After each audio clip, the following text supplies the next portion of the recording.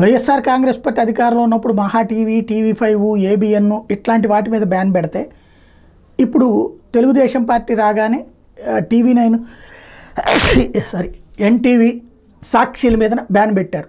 అయితే రేటింగుల పరంగా సాక్షికి దెబ్బతీసింది కానీ టీవీ9 నెంబర్ 1 అట్లాగే కొనసాగుతోంది. ఎన్టీవీ లాస్ట్ వీక్ 56.1 నుంచి ఇప్పుడు 58 జీఆర్పీస్కి పెరిగింది. హైదరాబాద్లో కూడా ఎన్టీవీ 86 నుంచి 97.4కి పెరిగింది.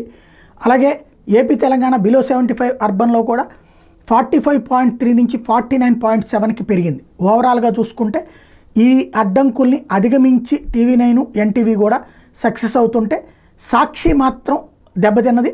సాక్షి వచ్చేటప్పటికి ఏబిఎన్ ఆంధ్రజ్యోతి వాటితో పోటీ పడుతోంది. ఏబిఎన్ ఆంధ్రజ్యోతి కంటే డౌన్ అయిపోయింది.